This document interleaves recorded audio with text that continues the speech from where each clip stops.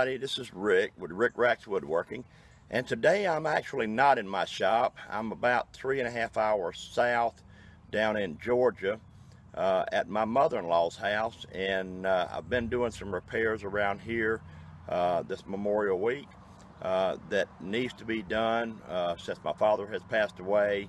My brother-in-law has not been able to get some of these things done, and so my wife and I are down here to give my brother-in-law a break, and I'm trying to do some of the repairs around the house.